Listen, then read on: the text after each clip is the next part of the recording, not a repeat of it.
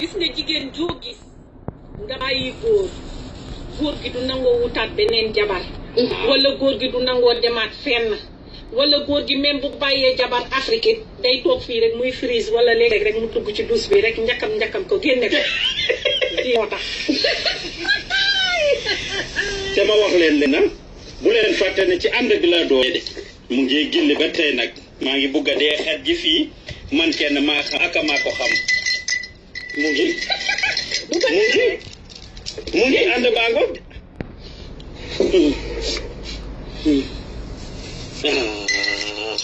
boobu dugul ànd bi foogoon naa ne ci ànd bi la am waaye bi léegi na safati ànd bi gis nga lii mooy bis bi nga xamante ne bii ne dëbalal nga sa jëkkër toog ngeen xanaa xamuloo ne sëy du bis bu jot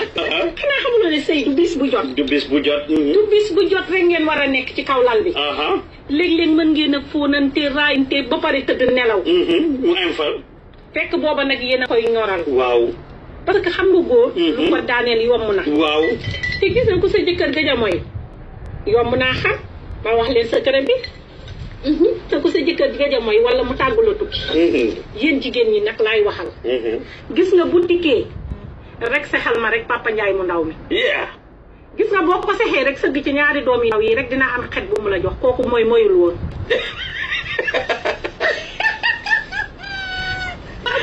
Natasha dellu fa mag yi ñu koy wax damay dégg mag yi ñu koy wax waaye daf ma daan jaaxal loolu naka nga koy mën a loolu moo am nag understand nga xam loolu moo am nag parce que xam nga lu tax loolu yàlla moo ko def ci góor goo xam ne bii ne moyul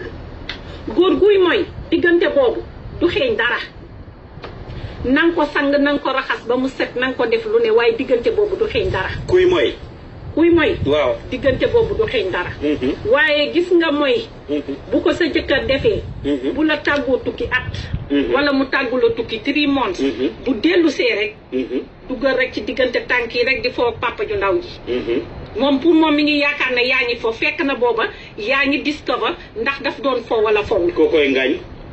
déet waaw Natasha ma wax la li nga xamul tamit gars yi nee nañ tamit góor guy mooy tamit maanaam affaire yu ndaw yi tamit boo ko jëlee nga feese ko ñu ne dang dee gis ne benn bi daf dee ëpp benn bi déedéet su demee bu dee ji si biti bi bu demee mooy ji si biti di nga gis ne dafay empty because xam nga foofu la affaire bi dee nekk so day empty so boo ko feesee dara du fa nekk di nga xamante ne kii mooy na waaw boobu tamit dégg naa ñu koy wax ma wax la lenn nag ci góor gis nga ñaar yu ndaw yooyu doonu ci dara gis nga sa jëkkër bu jógalee ba jóg ba mu jóg su ngañ taxawee bu ngañ taxawee boo bëggee ngañ daanu rek sexal ñaar yu ndaw yi boo ko pamtee boo ko bàyyee rek ngañ day tëdd sum foofu moo yor ngañ waaye Natasha léegi nag góor yu bari duñ nangu nga foyee ko because léegi ay xaw ma ndax dafa too sensitive xaw ma lu ko waaye góor yu bari dañuy bañ pour xam nga lu tax ñuy bañ nga fowee ko parce que xam nañ ne seen doole foofu la nekk te bundee daanu li leen di daaneel foofu lay génne ay waay Samba dégg nga lii rek te